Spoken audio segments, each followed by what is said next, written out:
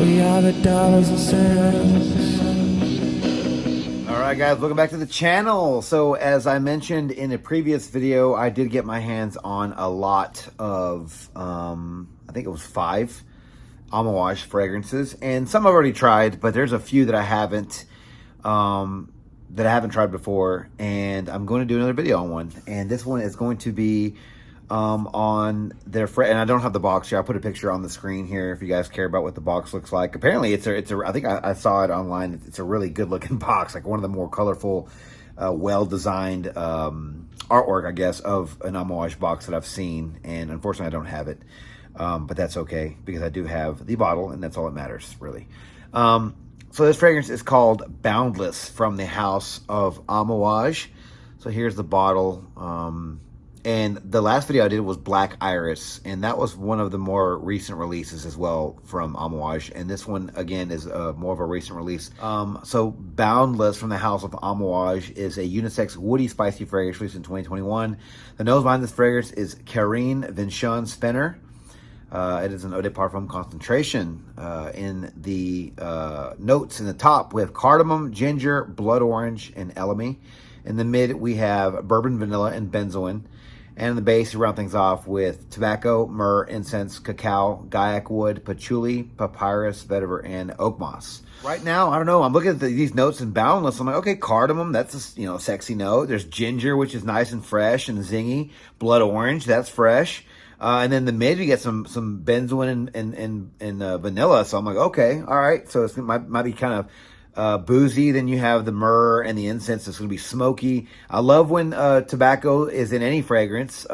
Sometimes, to my nose anyway, I can't really tell when they're in the Amouage fragrances, because there was another one that I owned that had tobacco in it, and I could get it, but it wasn't nearly as tobacco-y, if you will, as I wanted it to be. So not really knowing what to expect from this fragrance. It is a woody spicy, so again, it's probably going to be nice and mature. But I'm hoping that bourbon, vanilla, and benzoin makes it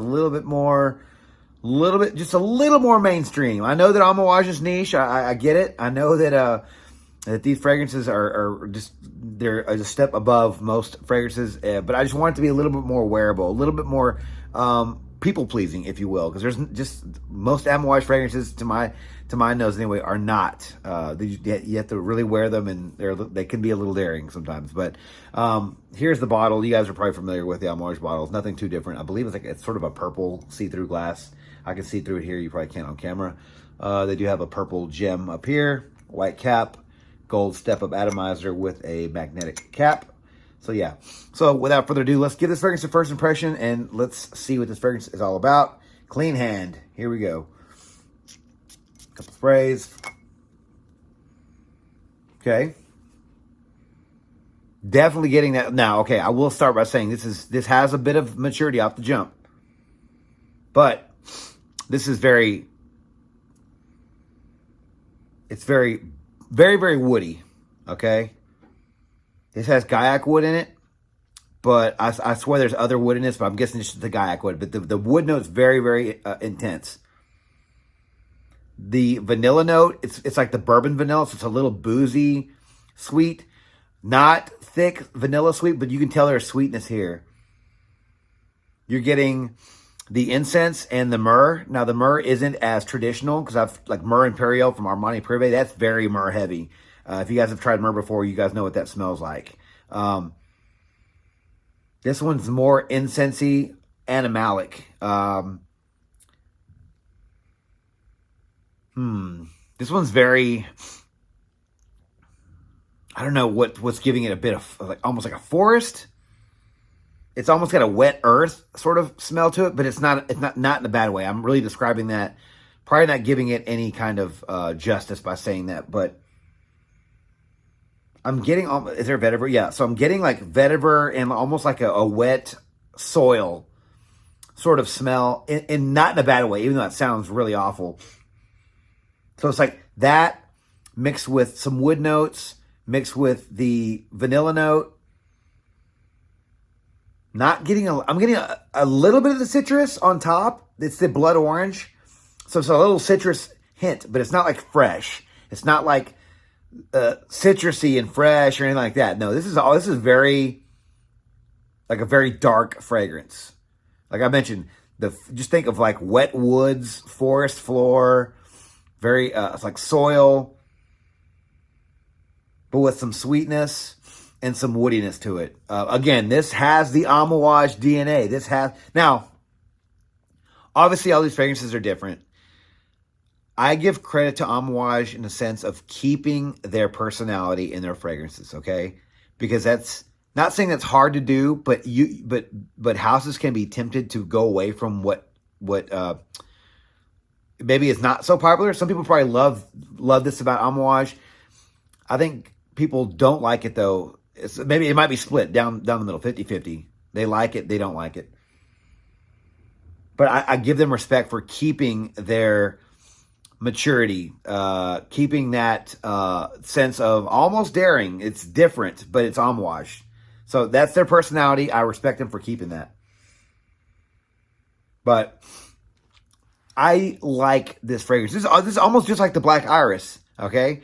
Because I could smell in the air the possibilities with this fragrance. I could smell, once it dies down, what you'll be left with. And I'm getting...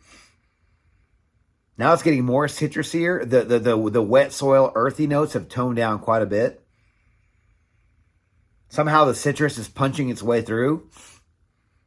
But it's not that bad. The blood orange note is very nice. I'm starting to get in my mind's eye like that picture of like a red. Like you see blood orange, you just think of like a bright, deep, reddish orange sort of citrusy note.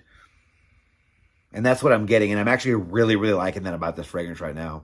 And I think I'm getting the tobacco note now.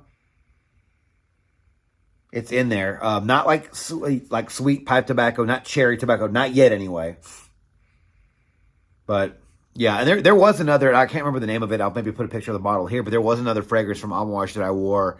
It had tobacco in it, and man, I got so many compliments on it. And people said you smell amazing. And I was like, really? Because that same one had an Amouage dark, mature thing to it, right? So I just thought it wasn't very wearable. When these things settle down and they get in the air, they can make magic. So again, they're right up close, right off the bat. They're just a little challenging, but the quality is definitely there. The quality is definitely there. I'm pushing 10 minutes now for the first half of the video, so I don't want to spend too much more time talking about the opening. But I will say that it's not bad, but it's an Amouage. So I'm going to wear this fragrance tonight and over the next couple of days and give you guys an update shortly. Talk to you then. Hey, what's up, guys? I'm going to do a quick update on the Boundless from the house of Amouage. So what can I say about this fragrance? I will start by saying I do really like this fragrance. The best way I can really describe this fragrance, it's very, very spicy. It's very sweet. It's masculine. It's earthy. It's got a lot going on. It actually did remind me of another fragrance that's very popular, at least a couple of years ago it was. But I do get like that mature sort of Amouage DNA. I really got it more in the Black Iris that I reviewed a couple of weeks ago. This one has it, but this one, in my opinion, is a nicer release. This is a 2021 release, I believe, so it's more recent. Compared to their other ones, this one's a little more wearable. I'm not going to say it's like a designer fragrance by any means, but this one definitely is a lot more wearable than some of the other offerings they have from the House of Amouage. But before I move on, I will say that this one did remind me of Vanille Havane from the forgive me about correcting this or for saying this name of this house wrong, because I will say it wrong. I think it's Les Indomptables, something like that. But yeah, Vanille Havane has vanilla, tobacco, and cocoa, and that's what I get out of Boundless. I get a lot of the vanilla, the benzoin. I get the cocoa, and I get the tobacco. Overall, that's sort of what I get. But there's a lot of other notes in this that really makes it shine as well.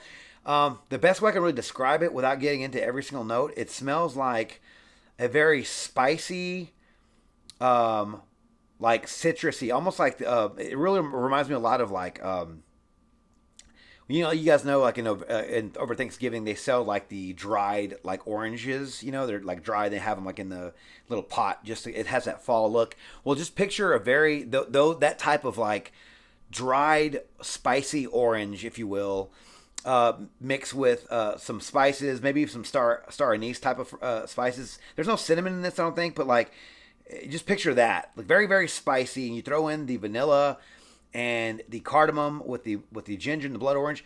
Overall, you get a very, this one's a lot boozier, but a very similar fragrance to this one. I get a lot of the tobacco, I get a lot of the vanilla, I get a lot of the cocoa. It's smoky from the myrrh, it's woody from the gaiac wood, it's earthy, it's got that patchouli going for it. This one's got a little bit of the Carlisle from Parfums de Marly going for it too. Like right when I'm smelling it off the cap here, it does remind me a little bit of Carlisle. I do like this fragrance though. This fragrance smelled really, really nice. Again, bit mature. If you guys liked the Vanilla Havana, I will say this is a little less mature than this one. This has a lot more going on, but this one sort of has. I believe the Boundless has the best of both worlds because it has more going on, but it also has this same type of smell, maybe a little less boozy.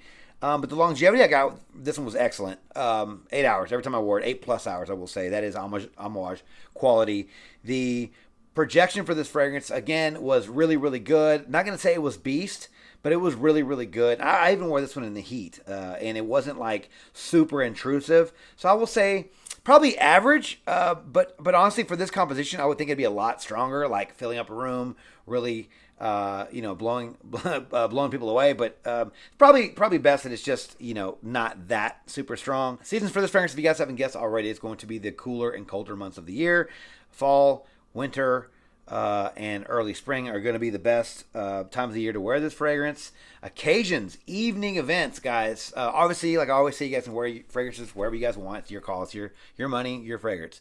But this one smells dark, smells very mature. It has some sweetness in it. Has some earthiness to it. Again, picture Carlisle mixed with this Vanilla Havana, and you're going to get Boundless, at least something like that anyway. But I do think this is better for evening events, suit and tie, date night, just dress down. This is a very gentlemanly fragrance, very just a very classy fragrance, guys. If you guys like Carlisle, wherever you guys will wear that, wherever you would wear Carlisle to, you might want to wear Boundless to. So ages for this fragrance. This is not a cheap fragrance, guys. I will put the current price, the retail price here. I'm pretty sure you guys can get this for a lot less online. But just for the fact of the price and that it's a bit more mature, I'm going to say 30 and up for this fragrance to be a safe age range for this fragrance. Again, easily affordable, and you'll be able to pull this one off. Overall, guys, I do like this fragrance. Now, I think that's 2 for 2 because I want to say I did like the Black Iris as well. That one's going to be tough if I had a vote between these two, it's going to be pretty tough because I do like this fragrance quite a bit. This one might have the slight edge. Just because it did remind me of the Vanilla Havana and a bit of Carlisle, I'm able to get those, sort of a mix of those two with this fragrance. I actually own both of those. So this one, I do like this one better than the Black Iris and better than a lot of other Amouages. So, and I was planning on actually getting rid of that bundle that I bought so I can, bring more fragrances in to do more videos. But man, this is going to be tough to sell. Maybe I can split it, or it's going to be tough for me to sell, as in I want to keep it. So maybe I can split it and see what we get out of that, guys. But what are your thoughts on Boundless from the House of Amouage? Because I do really like this fragrance. I do think it's worth, if you guys can get it discounted, it's worth the money. I do think that if you just get a sample, I think it's worth the sample as well. Maybe not blind buying a bottle unless you get a really good price, but I do think this is sample worthy.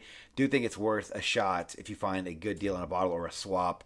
It checks a lot of the boxes that I want in a fragrance. Not too strong. Again, I could have just been, maybe I went light on the trigger after the kid at Quick Trip, got on me for wearing the Black Iris.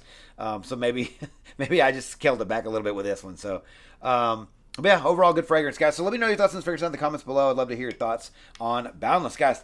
Thank you guys so much for watching the video on my channel. If you like this video, please click that like button, subscribe to my channel, and turn on notifications for future First Impressions videos and first set of content just like this, guys.